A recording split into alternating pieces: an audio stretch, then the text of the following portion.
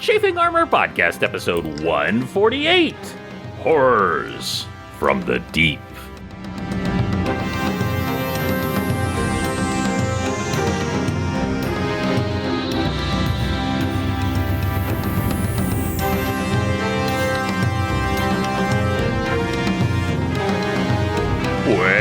Welcome back to the Chafing Armor Podcast. I'm your host and irascible Dungeon Master, Michael Corley, and with me tonight is Lee. Lee, tell everyone who you will be playing.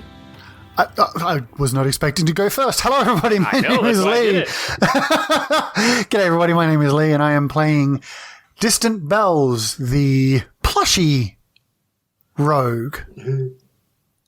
Yep, you are still a plushie. I don't even know what to say. It's great. That needs to be a new race. That needs to be a new race. Look, Wizard of the Coast, reach out to us. We'll be fair in our equity for it. 60-40 split. That's right. Also with us tonight is Riley. Riley, tell everyone who you'll be playing. Hi, I'm Riley, and I'm playing Athora Greyfield, a tiefling fighter. Wonderful. And also with us tonight is Dare. Dare, tell us who you'll be playing. Hello, everyone. I am Dare, and I am playing Tix Birchmanson, your favorite gnome paladin.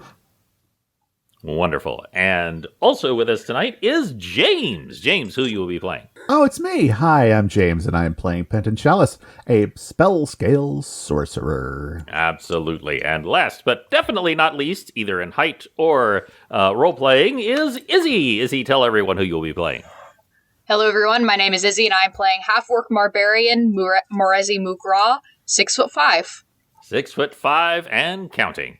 And when we last left our players, they had agreed to use some of their precious time, the 10 remaining days, before the ultimatum from the Mind Flayer, to help oversee security for a special ceremony taking place in Kalimvor.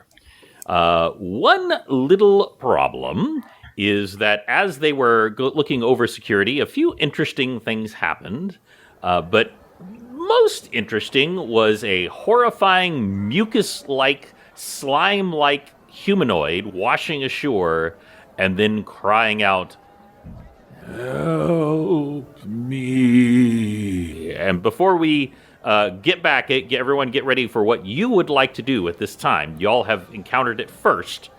But I do want to say that currently, as we speak, further down the way, teenagers and some very old children are currently diving to find the perfect pearl, which is the culmination of this ceremony, where they place it on the altar of Isis in the center of town.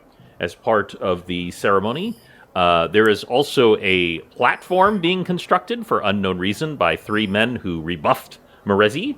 And there are various other shenanigans going on, but just wanted to make y'all aware of those. It is the middle of the day, shall we say. I should say probably late afternoon by now, since the various games and celebrations have been going on, when this person washes ashore and calls out for aid. What would you like to do? So how far away is Tix from the Bubble Man?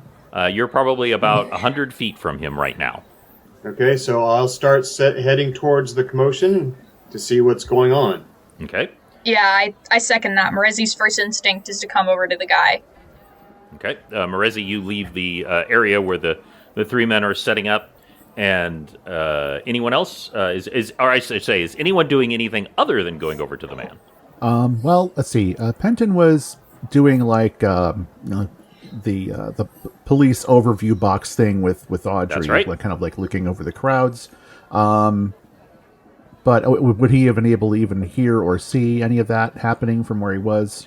I'm not sure how far away. Well, you might see, like, because you're kind of, keeping one eye out for your members. You might see them all making a beeline to one area and see something odd going on down there. Good point. Yeah, having seen them racing to something, I would think, we better check that out. So I'm going to try and get Audrey to carefully walk in that direction without stepping on anybody. It's a kind of a crowded area. Oh, well, don't you worry yourself, Penton. I'm sorry. I deeply apologize for her misnaming you. You didn't write down our hazelnut. Yes, No, it was I wrote hazelnut. down- It was hazelnut. Yes. Yes. Yes, Hazel. I had them written down, but then I was like, wait, which one is you? Okay, yes. So wait, so you are hazelnut. Then there's Right. Tinny, which is Which is Tix. that. Well, actually, I think yes. Are you Tinny? Tix? No, that's the Thora No, is you Tinny. are. Yeah, Thora. No, Thora is wet fur. Yes. So yeah. that means Morezi is Tinny. Yeah. And Distant Bells, you are oily. Yep. And it's Tix who is sandalwood. Yeah. Yes. So yes. now that we've this is very important that we establish this.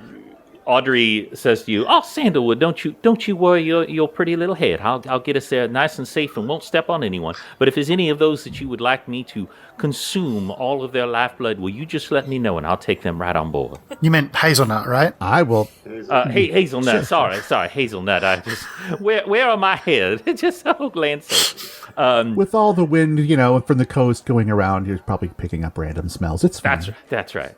Just boom, boom, boom, boom, and people are clearing out of the way because she is when she's fully extended her height, she's 20 feet tall, but she usually isn't. She's usually more like 15 feet. As she's boom, boom, boom, going through the crowd, easily plus- weaving through these people. Plus, she has Chicken Hut written backwards on the front so that you can see it in the rearview mirror. Yes, she has the same sound as Ecto One. As she heads down, so you're easily able to make your way there. Saving the day. So let us say that you were closest, Tick, since you spoke up first. You make your way to this very upsetting sight, as we said, very reminiscent of Senator Kelly from the first X-Men movie. Okay, and as I get there and examine him, saying a prayer, see if there's anything embedded on him to remove, and then I cast Lesser Restoration, see if that has any effect.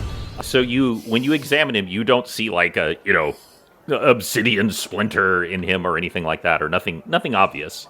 What you do see in your examination, he is about partway out of the water, and you can actually see that both of his legs are actually still human. That he is in the process of being transformed. And so you reach out, you touch hold, his skin is mucus. I mean, it is unpleasant to touch. It's a bad cold you got there, buddy. It also works. Restoration is exactly what he needs, and you actually restore him to his human form in a blink of an eye.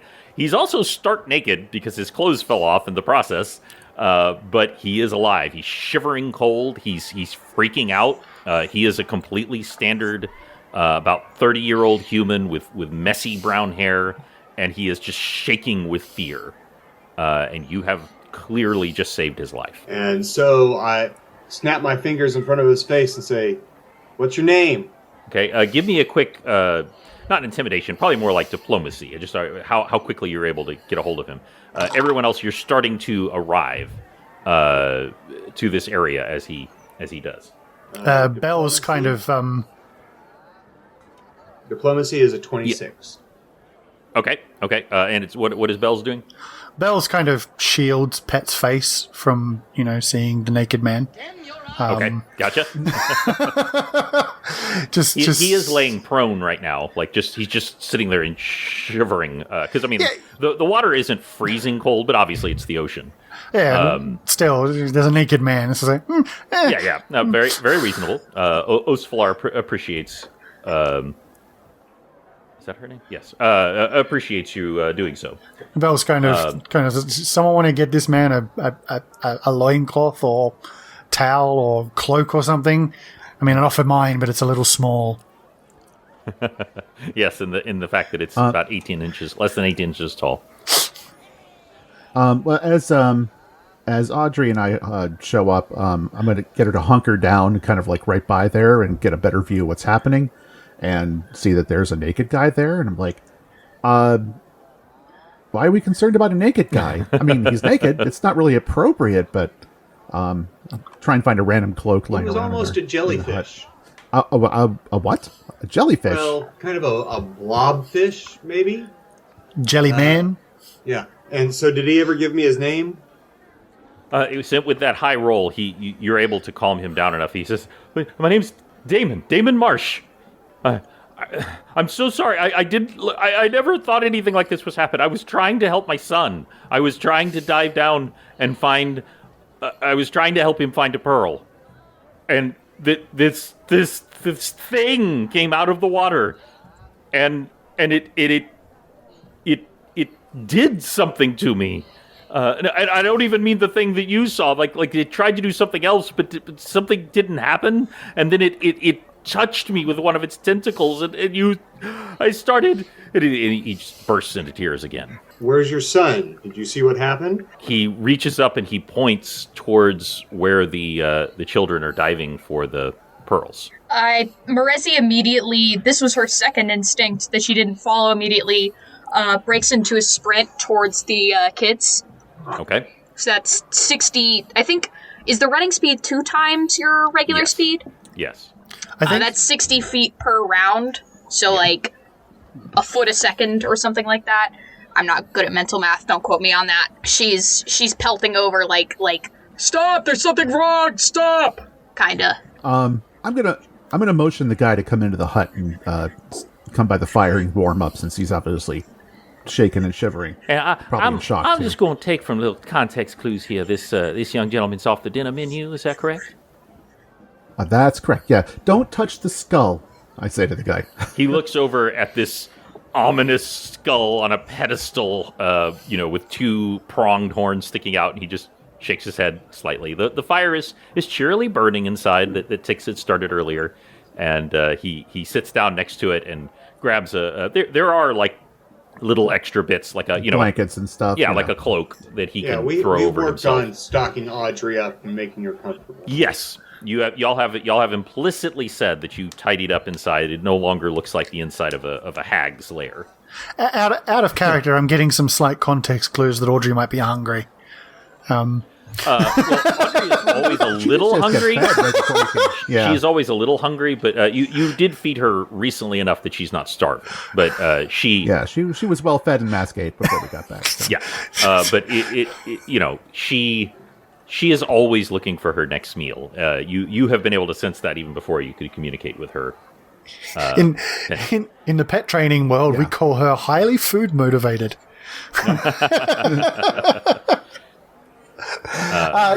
Bells will indicate to Pet and Osfalar that we should probably go and have a look at what's happening with the diving competition. In Okay, and I light haven't of specifically said, but your run speed is half. Yes. Because you are 18 inches tall. hence why I'm being carried by a human or half elf child, as well as it's a good disguise. No one's going to question a child carrying a stuffed toy. Nope, not at all. And you actually see Athora. Your cat is actually streaking down that way. She seems very excited, and she's streaking down towards the water where the kids are. Okay, I follow. I run right along with her. Mm-hmm. Gotcha. And given that you have Audrey, how are you getting there, Penton? Now were they on a platform out in the water, or So there is basically a diving area, like a little platform, which is normally used for small ships to disembark from. But it's literally just a little area so they can dive out a little further without just having to walk right into the water. right? What I mean is it like an island, or is it like is there a lane from the shore? There's a lane from the shore, so just think about like one of those like direct piers like that a go break out. wall kind of thing, or It just goes straight out. It's wooden, and it goes straight out into the water. And it's Gotcha. kind of set off to the side, one, so that the small boats won't interfere with the large boats, but also because this is where a lot of the pearls tend to be. Right.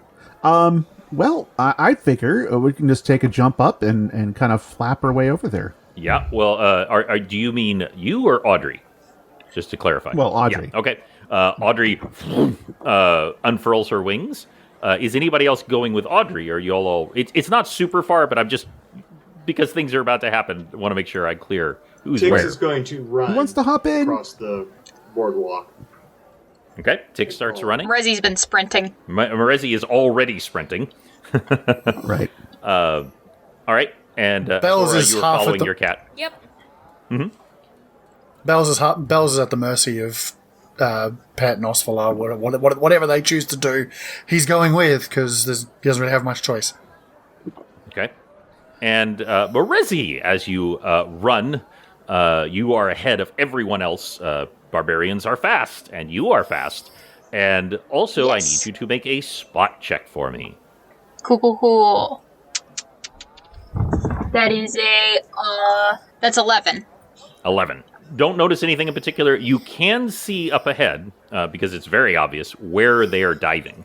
Because periodically they will pop their heads out of the water and to take a breath, and then they'll dive back down. Some of them are just freewheeling it with no goggles whatsoever. Some of them have like turtle shell polished goggles, and some of them have all of them have like a knife and a bag at their side. But they Cool. it's meant to be done this way. It's part of the ceremony that they don't use like magic or anything. And you can see there's easily a dozen or more of these children diving there, but you can't see anything else at the moment. Gotcha. As you head that way, Penton, as you take to the air, you are able to access Audrey's radar sense, which works either 360 degrees, or you can use it to focus in on one area hawk-like and like zoom in on one area while you're flying. Yeah, we'll be doing that. Okay. And as we're making our way over there, I'm going to ask the man. What was his name again? His Damon. name was Damon Marsh. Damon. Damon. Can you tell me what the thing was that attacked you looks like? It was huge. Like think like like the words fail him as he's trying to describe whatever it was to you. He goes like an eel, like a giant eel with huge teeth and tentacles. Oh, okay. I'm not sure what. Does that ring any bells in my head? Make a knowledge check for me, and if you have Dungeoneering, you can add that. Okay, I do not. Oh no, no, that's no. Well, you have picked up so a 3 plus something. Well, I mean, if it's knowledge arcana, that's one thing, but yeah, it's not really arcana. It's more like just general yeah. knowledge of the world. And Penton, being a wandering sorcerer, has picked up all of these random facts. But not of all of them. Many of them are sea based. So right. It doesn't mean doesn't ring any bells with you. But you focus down, and you can see the area, and you can't. The radar sense is kind of like radar, but it's also kind of not. It's magic, so you can't like perfectly see into the water, but you can kind of make out their forms of the swimming children, and that's when you see a very large form heading towards the children. Something eel-like with tentacles and a big mouth. Why, I take it. yes. It is extremely vague. Like you can't make out the form with any great detail, but it is very large. Yeah. How far down is it? Not very far down. Approximately. Not very, because one, this isn't very deep. I mean, it does drop off pretty quickly here, but it's no more than like 20 feet down. Okay. Does it seem like it's rising from the direction it's going? I'm going to say yes. It's rising up a little bit. Okay. Like maybe it'd be coming in from deeper water. We're gonna aim for that spot. Okay. Kind of like meet it where it's at as it's rising up, and hopefully try and catch it when it's getting pretty shallow. Okay. And give me a quick spot check. Oh Lord. Aphil, help me. Oh, hey, not bad.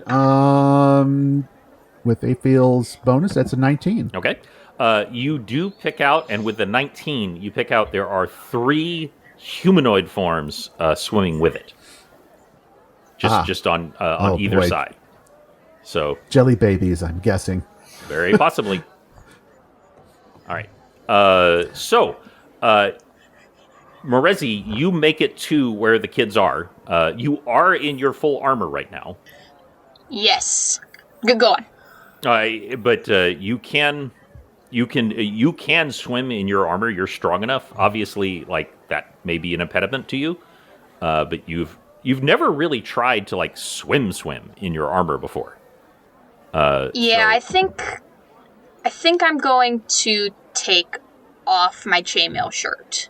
Okay. This is very weird. Like you reach and you grab you are very good at taking your armor off and on very quickly. Like that was something your mother beat into your head, is how to get in and out of your, because if you wake up you need to be battle ready in seconds.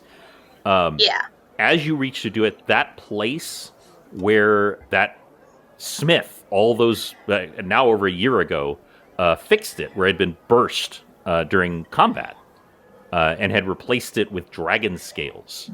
It actually warms up and warms your skin, and you don't think you should take off this. Huh. Well, Morezi is operates on instinct, and if that's what her instinct says, then she's gonna go with that. Okay. All right. So what's the scene here? Are the kids already in the water? They are all in the water. Every single kid is in the water. A few of them are like bobbing their head up every once in a while, but most of them are currently underwater looking for pearls. Okay. Are there like adult spectators like around me right now? Like adults like watching around a kid on a carnival ride kind of thing? Actually, no. Like it's kind of like they're kind of supposed to go and do this themselves. Gotcha. So like the adults are like way back, like to step in if something happens, but it's kind of part of the ritual. Okay, well she is going like will they hear her if she shouts at them? Oh yeah. There's something going on. Oh wait, sorry, that's I'm in college mode. Let me try that again. There's something messed up going on here. You guys, there's something messed up going on here. You guys need to something weird and bad is about to happen. You guys need to come over here and be ready for whatever's gonna come out of the water or to get your kids out of the water. I'm going in. Okay. She's shouting to whatever adults are nearby. Gather your friends. Make sure, be ready. And she's going to dive in. Would you like to either try to use diplomacy, or would you like to try to intimidate them, perhaps? I think this is intimidation, right? This is. I think this could be an appropriate. This is a running half-orc yelling at them. So yeah, I would say it's intimidation. Yeah, both like literally like she's a scary person and means business, but also like I'm trying. There's sort of like a fear factor of like the scariness of the idea that their kids might be in danger. That is 18. 18. Okay. So the adults are standing way back, but they start coming forward, and they're like, "What's going on? What are you talking about?" And like a couple of the kids like kind of start. They pause to like stop and listen to you. They're very afraid to stop the ceremony because this is the most important ceremony of the year, and they've been waiting for it. But they do pause, and a few of them even kind of start coming this way. But there's still 3/4 of them are still underwater right now. Yeah, I'm gonna say the next thing Resi does is dive. Okay, you dive, and again, suddenly not even warm, but like a refreshing coolness like hits your chest. Just boom, right in the center of your chest, and it literally knocks the breath out of you. Oh. And then you're breathing underwater. Oh. And all those months and over a year ago, your armor was replaced with aqua dragon scales. Was this something you knew about my armor the whole time? Absolutely. Like, was this... I can't tell if you're lying, but that's great. I'm not lying. I am not lying. That's amazing. It has I'm never so come glad up I until decided. now. It has never come up until now. And your movement speed is equal to your land speed. That's 30 feet. Yes, which normally would be half, I believe.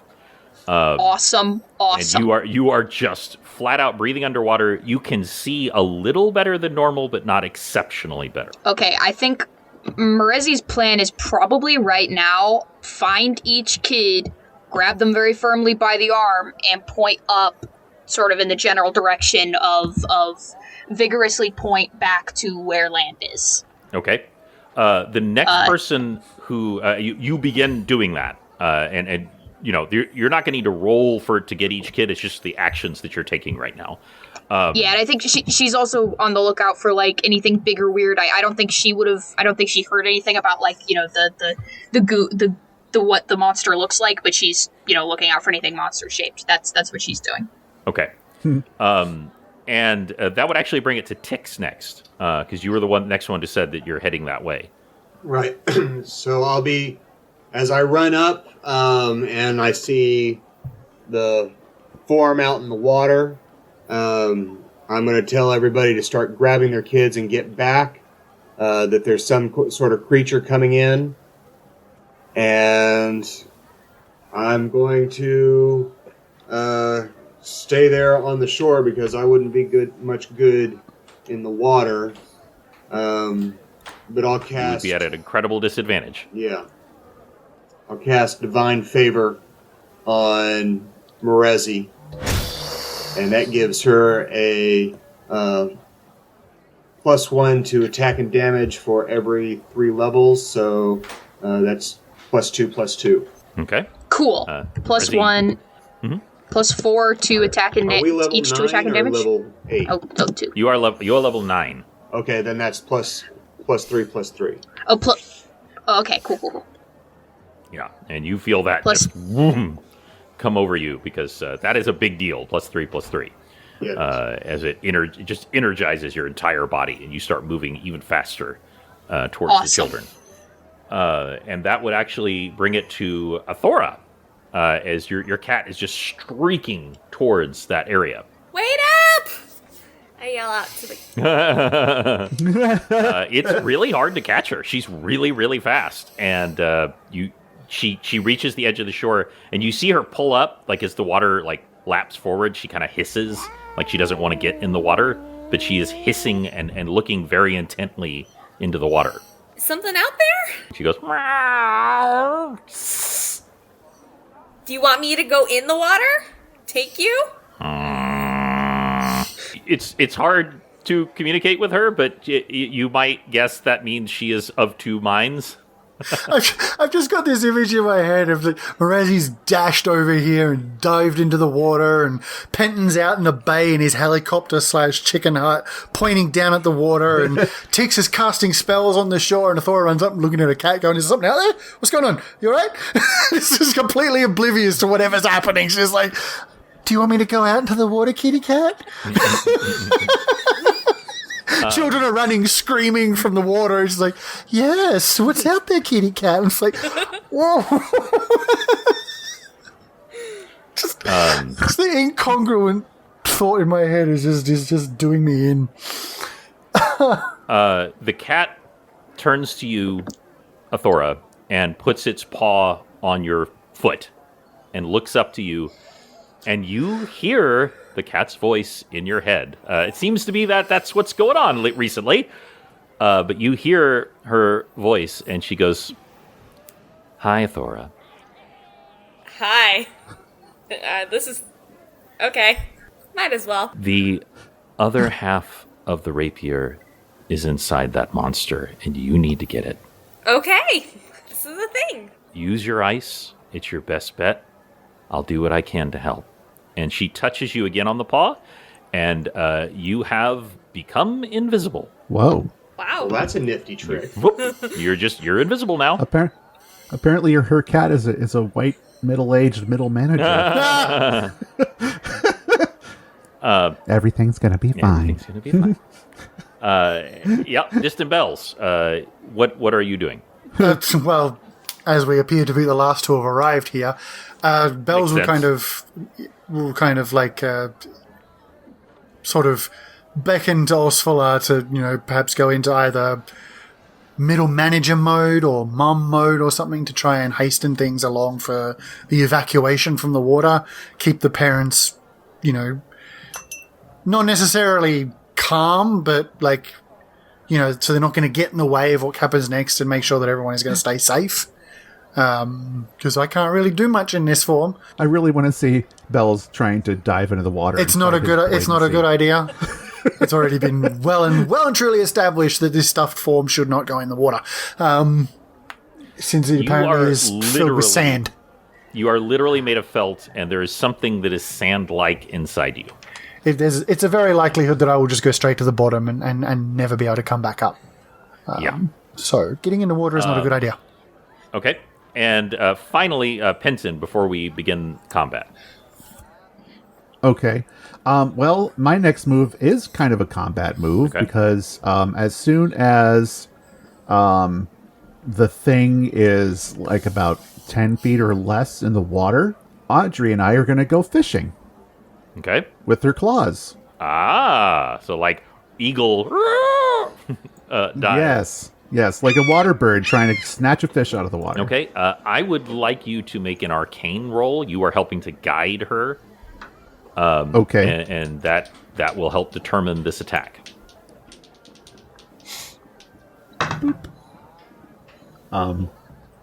Well, with that roll of a 20, that would be 34. 34. So this will absolutely hit.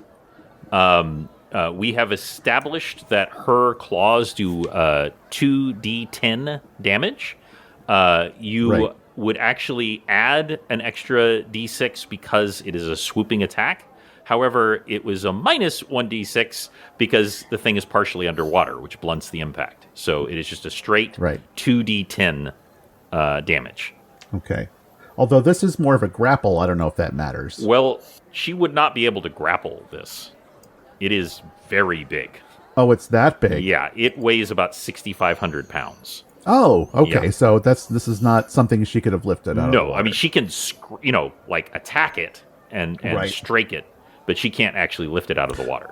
Okay. Well, you know what? We'll do that anyway, because then at least we're distracting it from going after the kids. That is true. A very good point. So let us do that. 2 to 10.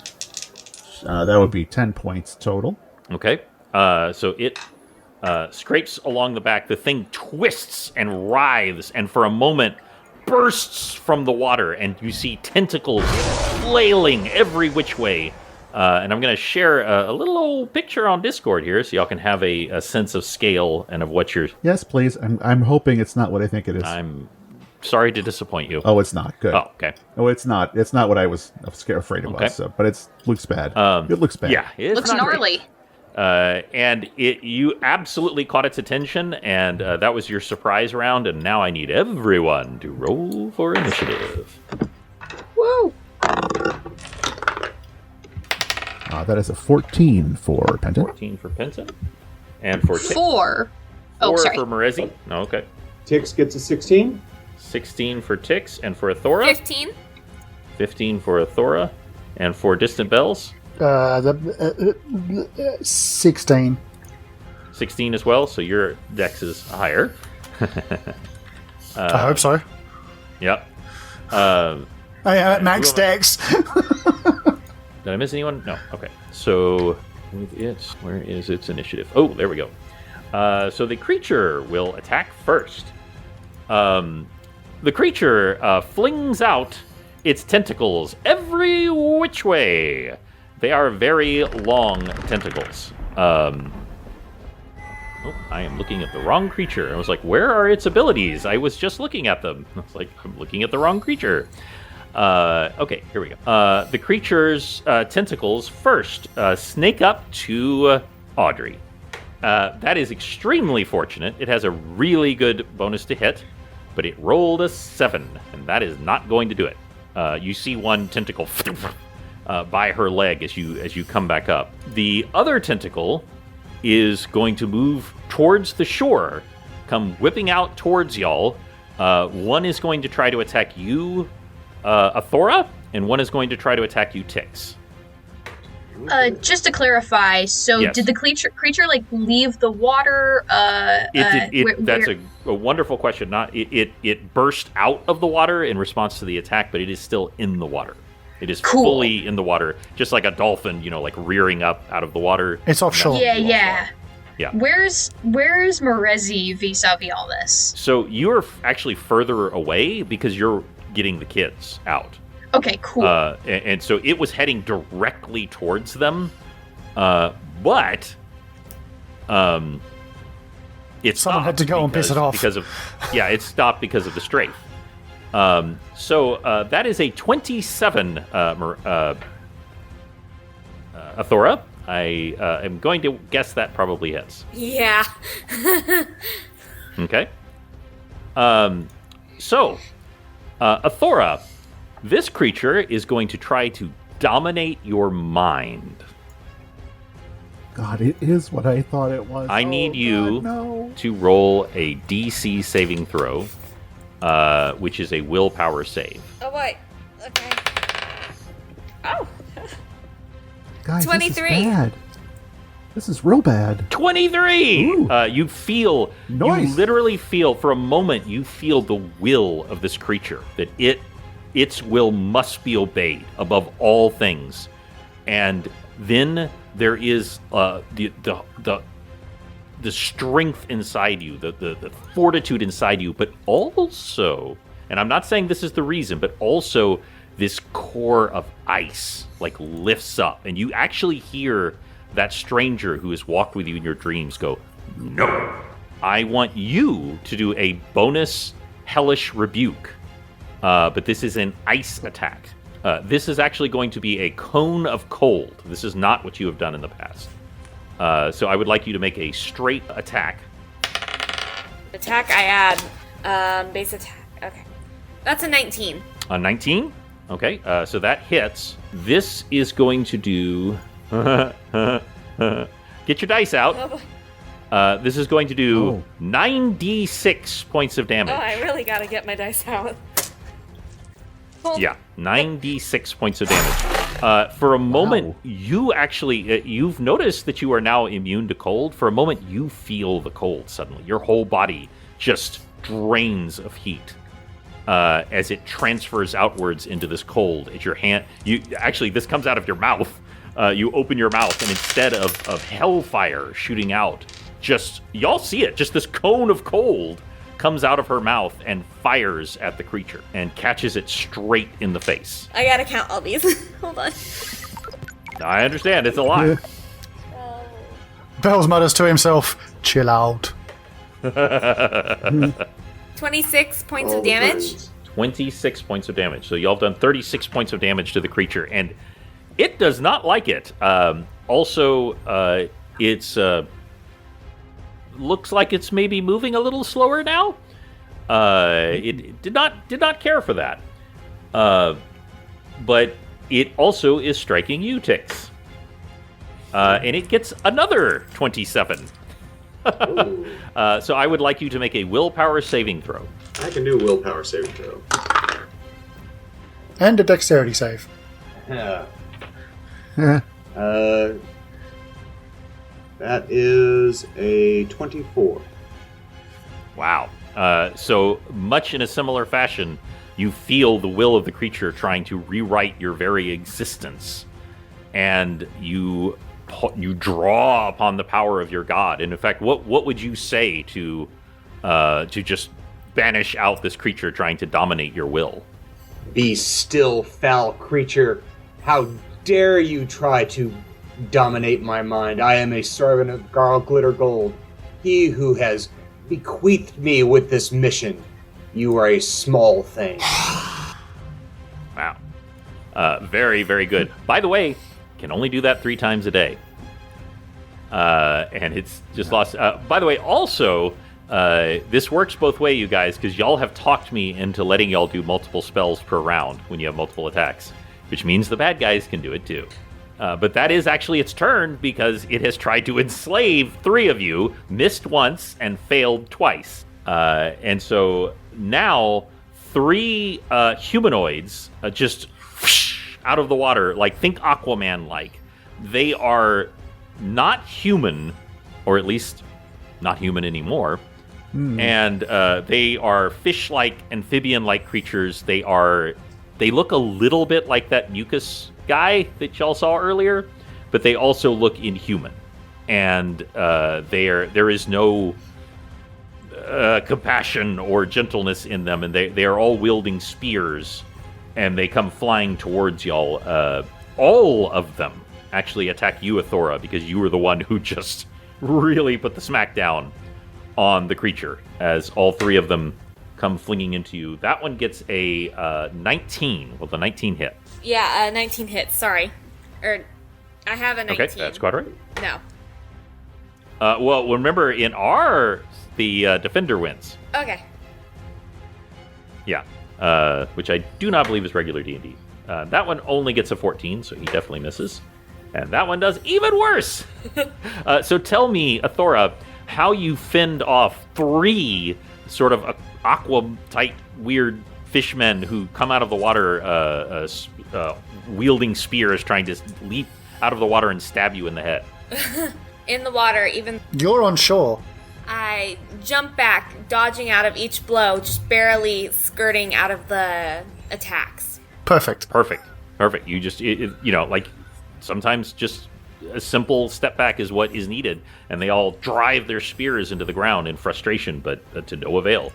That will actually bring it to you, Distant Bells.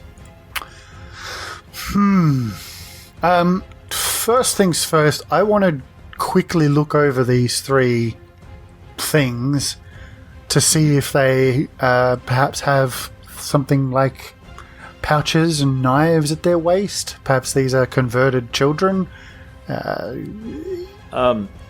It's very difficult to tell. They are.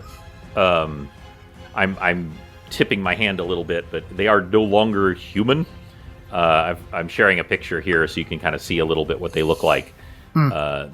Their skin is kind of mottled and dark, and they have they clearly have gills at their sides. They do have like rags of clothes that they're wearing, and they do have like scraps of armor, like leather armor, and they have like seaweed encrusted spears that they're wielding. So it's not possible that these are recently converted children that could possibly be restored right now to prevent some parents being very upset. And I appreciate you thinking like that, because based on your context, it is those things are entirely possible. It does not seem likely that is the case. These seem like adults. How far away is the big creature from shore from where we are? It's probably about. It's really close right now, because it's probably about 30 feet from the shore right now. The water drops off quickly.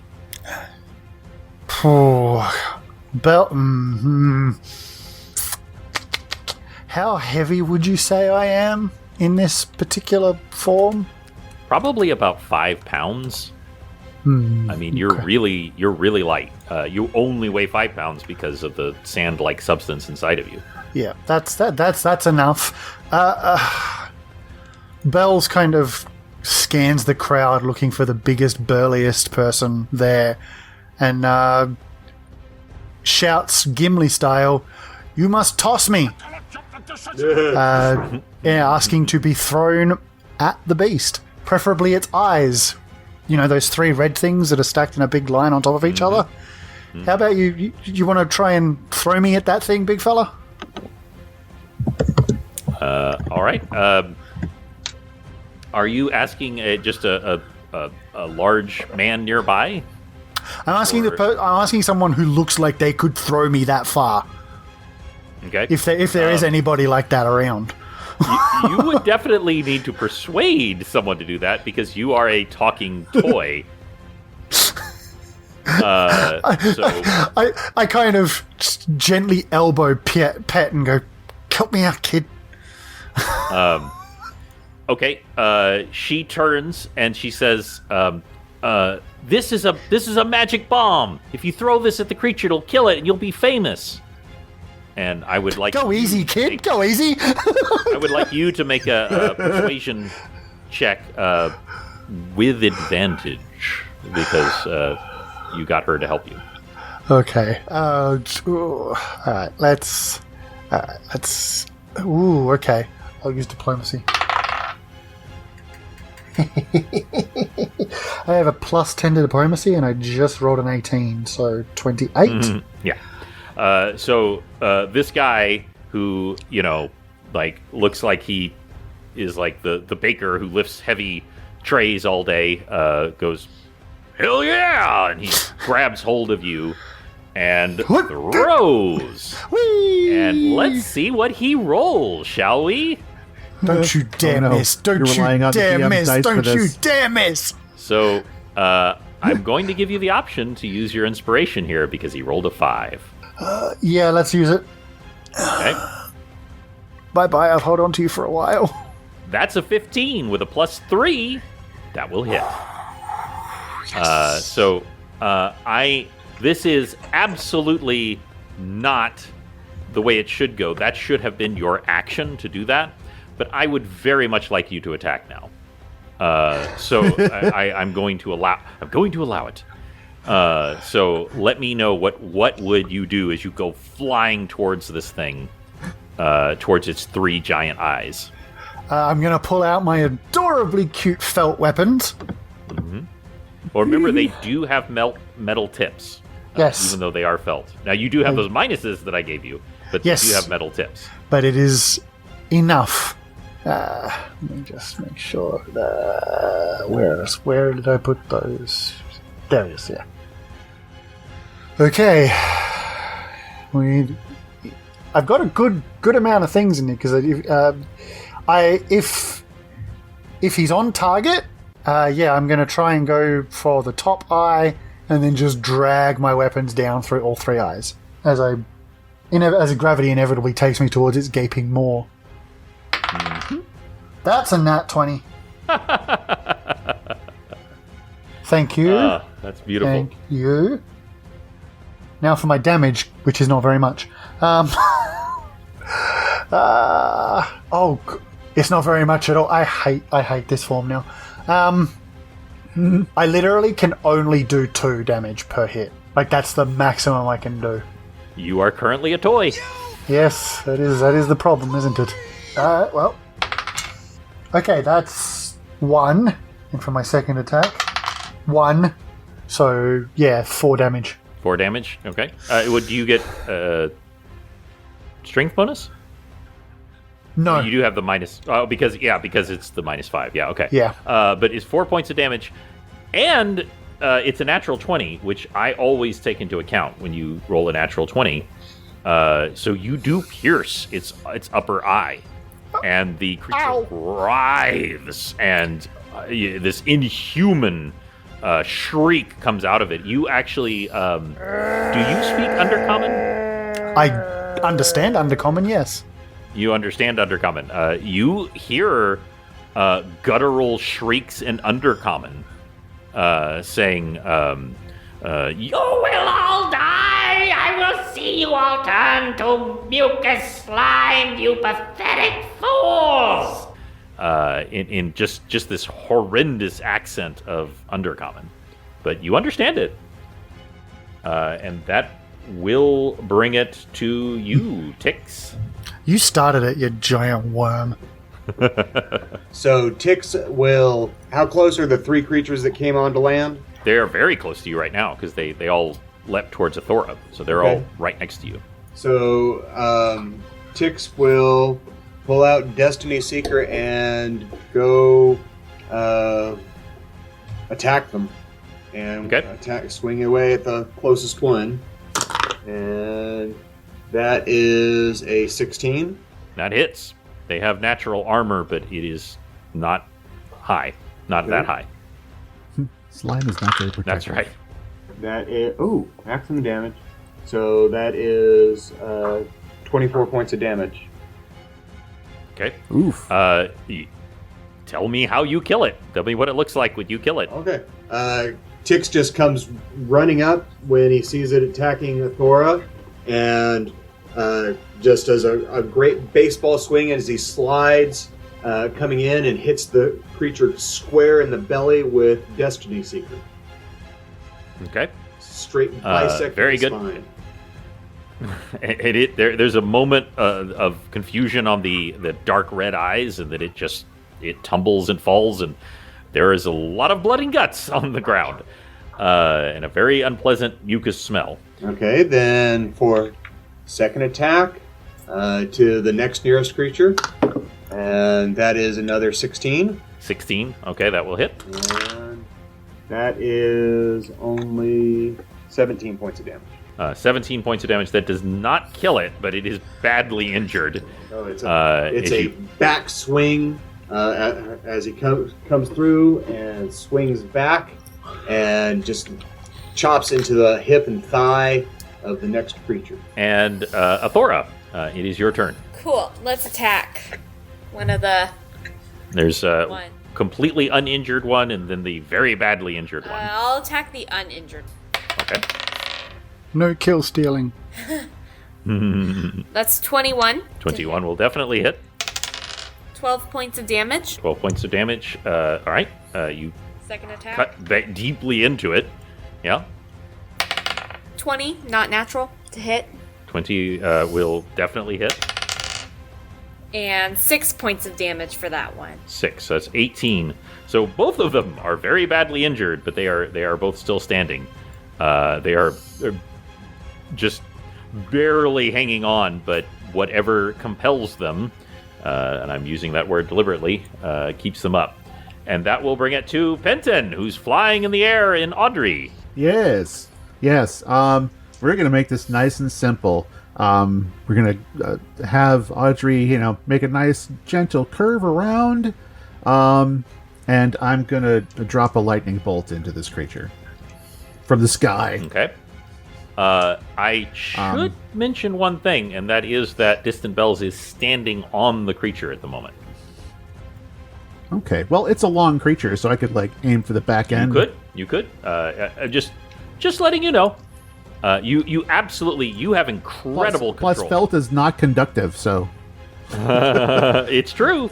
Felt is definitely not conductive. The truth is, I think he might be okay. He'll be insulated. You don't know exactly what will happen. Is my point, but you can aim away from him. You have incredible control over your lightning strikes.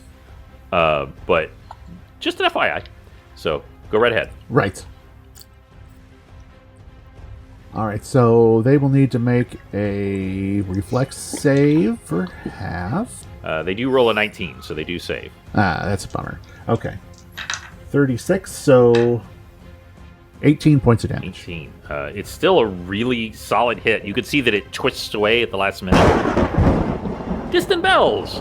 I would like you to make a reflex saving throw with advantage. Partially because the creature saved, which means it got partly out of the way. Partly because, as stated, you are no longer very conductive. Mm-hmm. So, yes.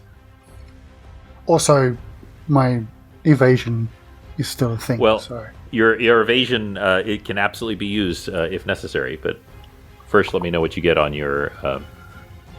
Oh no, my reflex. What a terrible thing. Actually, that is pretty bad. Even with advantage? Oh, wait. No, that's better. Woohoo. So, 28. 28? Okay. So you have the choice. You can take half of the half damage now, or you can use your evasion now and take no damage. Well, evasion applies anyway, as far as I know. Okay. Oh, gotcha. I couldn't remember. I thought you could only use evasion so many times, or can you? No, it's a class. If hit by an attack which a successful reflex save would deal half damage, you instead take no damage. Okay, my bad. I misremembered the skill. So yeah, you just simply take no damage. You kind of do a little leap up into the air as the energy crackles over the creature. Penton, just for logistical purposes, where are you having Audrey fly in relation to the creature? Well, I want to aim away from where the kids are. Mm-hmm. So, I mean, and like I said, was aiming for the back end, so I didn't chance hitting the stuffy. I probably, I mean, it's a goodly range. I probably wouldn't just stay on the outside of the range because it's a 120-foot line. So I would say at least half that. So 60, 70 feet up, away. a safe distance from being attacked by tentacles, that kind of thing. Okay, very good idea, shall we say? But I just wanted to get a logistical idea. And now, Morezi, you have essentially been successful in getting all of the kids heading away from the creature. At this point, that by the end of this turn, the kids are not out of danger, but they're at least heading away from the creature now. I would say that Morezi's next thought is to put more effort into making sure that she's a bigger target than the kids. What would her move be then? You can start moving towards the creature, certainly. Yeah. It's pretty crazy. You've certainly swum many times before, but you've never swum like this. It's like finally getting the upgrade in the video game where the underwater level stops sucking so bad. Yeah. Is she like how far is she from this creature? Like, say, probably, throwing knife distance or anything like that? Well, throwing a knife wouldn't work very well underwater. That's true. All right, You probably have to get up close. All right, then she's moving on her way. Okay, and really you wouldn't be able to attack this round. Your whole round was spent getting the kids out of the way, but you can start moving towards it now. And before we get to the top of the initiative round, a couple of unexpected things happen. Tix, you feel the as a certain little someone hops out of your backpack. Uh-oh. And cries out, and still using the shaft of a crossbow bolt, because it's eaten the metal tip. It swings at the creature that you nearly killed. It actually gets a 19 and hits, and it does 3 points of damage and kills it. So artery, huh? Yep, it just stabs in the side, and the creature kind of looks down at it for a moment, and then just falls over. Now, something else happens. I completely forgot that you were invisible, Athora, and I apologize. You technically should have become visible again once you started attacking these creatures, but they should have ignored you from the beginning. So clearly they had some special sense, and the DM just messed up. But the reason I mention that is your cat, Katra, blinks out of existence. Just boop. And you think about that time that suddenly your food was missing, and then it was gone, and several other times where it was just gone. And then,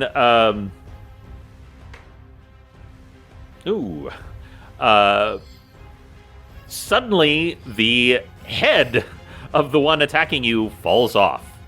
You hear this fling, fling, and the head just falls off. And then it becomes visible as it lands on the ground and begins licking its paws, just very nonchalantly. Yeah. It's pretty gross.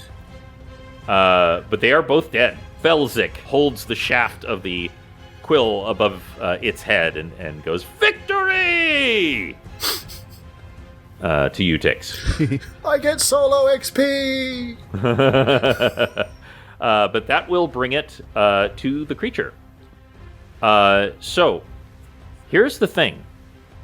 This creature is going to now attempt to retreat. And y'all have a choice. You can let the creature retreat, in which case it will successfully do so, or you can try to stop it from retreating.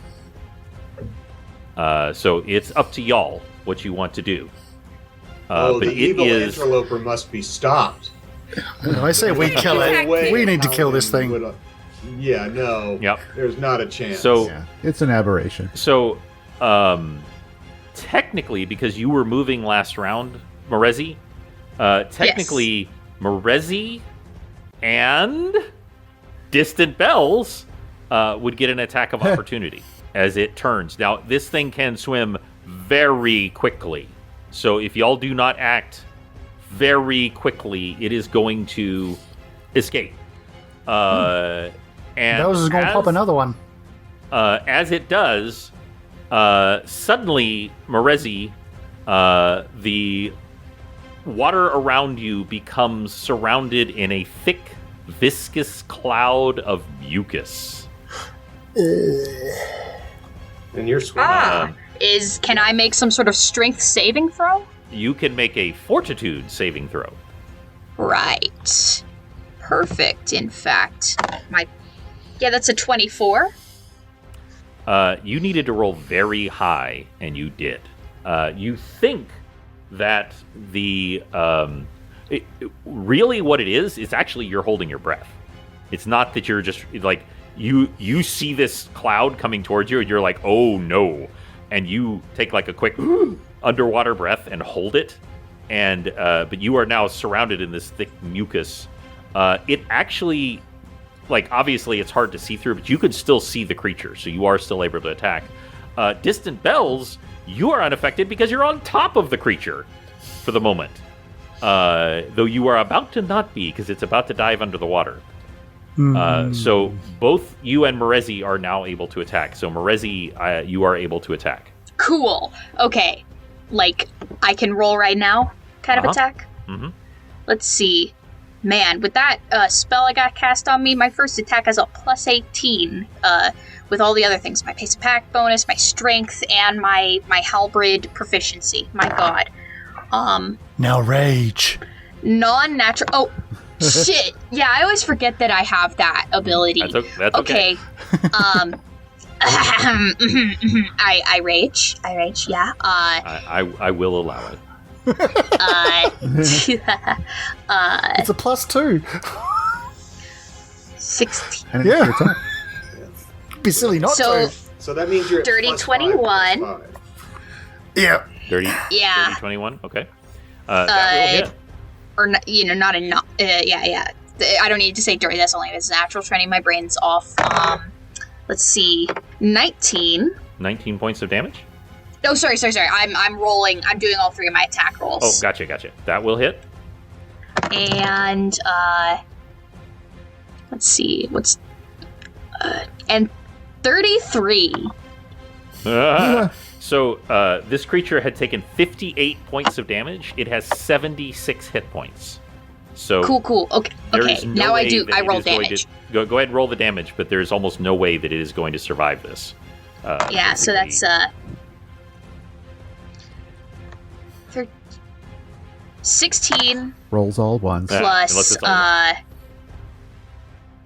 plus 9. Yeah, I think she'll kill it with her bonuses. Yeah. Mm-hmm.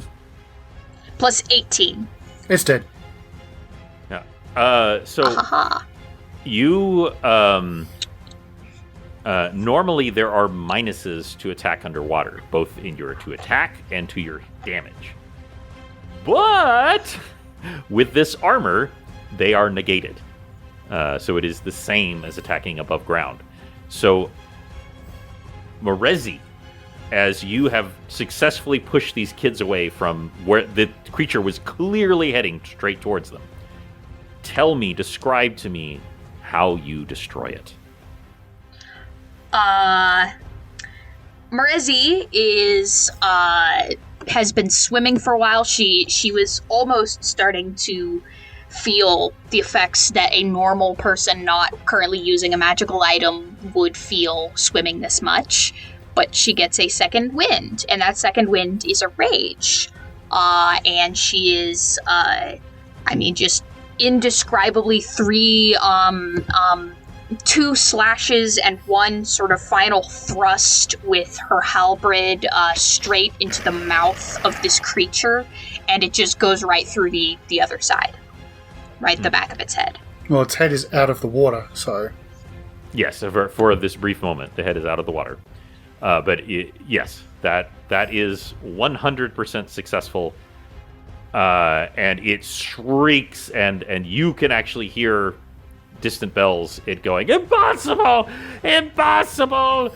And then as the halberd goes through, and you feel again, though it's not technically necessary, the armband pulse as any resistance this creature would put forward is just negated, and you shove it right through its brain. And this 6,500-pound creature just dies. Before this thing collapses into the water, Bells is going to try his best to cut out one of these eyes to take with him. I feel like this might be important or vital to somebody. Plus, it's a trophy of some kind. I want one of these eyes. You can definitely. I would like you to make a check with me with using your dexterity bonus. This is a straight dexterity move. I think I can do that.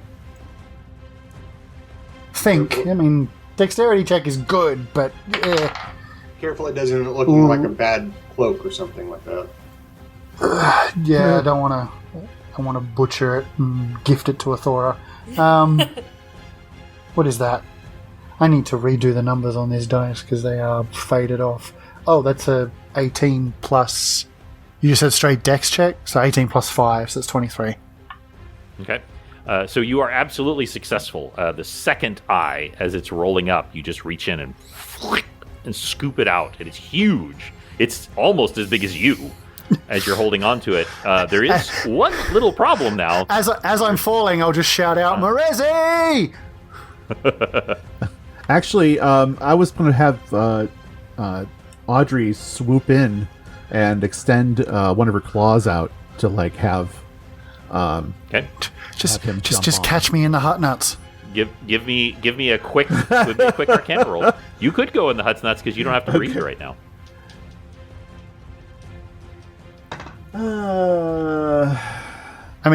31. 31. Okay. Yes. Yeah. You just scoop him right up. Just as you can feel the water starting to soak into your felt, and it's not hurting you, but it's not pleasant either. Yeah, you can tell it's probably going to be a while before you're dry. It's soaked into you, and it would have been very bad.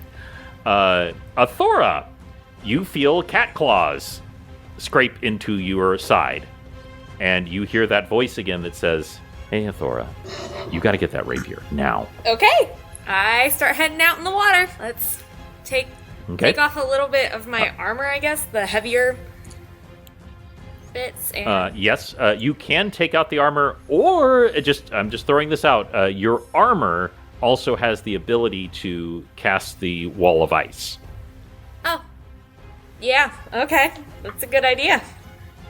Wall of ice, pathway. Okay. And as before, you notice that you actually have more control over this than people normally do, as you just and it just creates a pathway, even partially encasing the creature in the ice. However, it's immediately starting to crack because the creature is so heavy. So, by the way, nobody else knows why you're doing this, because this is some kind of telepathy or something that the cat was using. The cat is coming up behind you. Crazy cat lady. But you all see her just start walking out towards the creature. So, cat, where's the sword piece? Is it inside? I do not know for certain, but I suspect it is inside its gullet.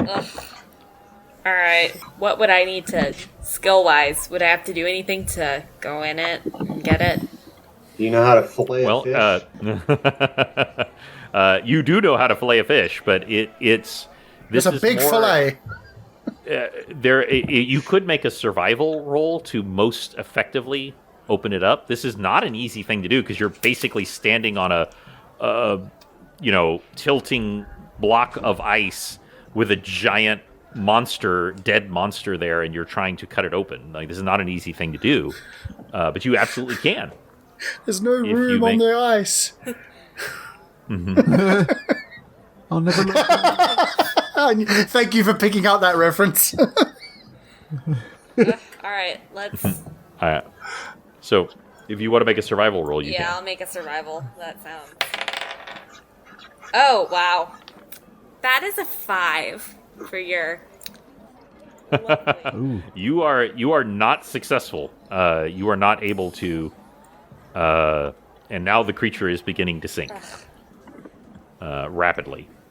As whatever buoyancy it had is coming out, and the cat is screaming in your ear, in your mental ear, like, get it, hurry before it's too late.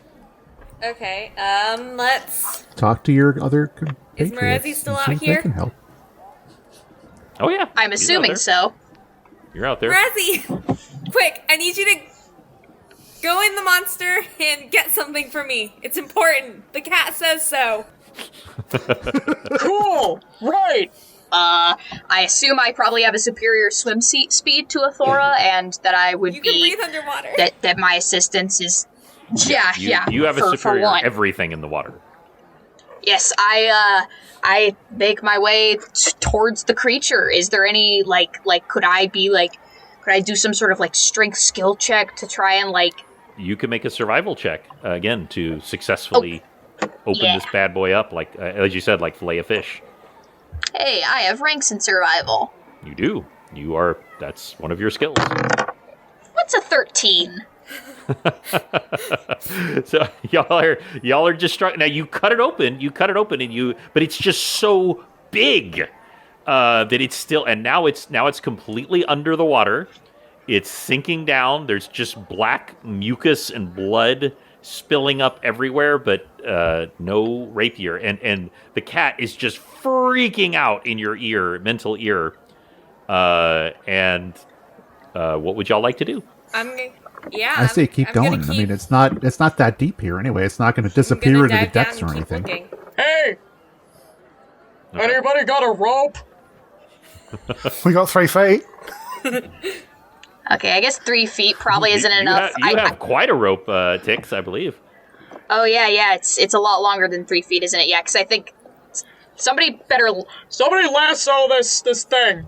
So Tix walks out on the ice following Athora, trying to figure out what is going on because she just took off at a run.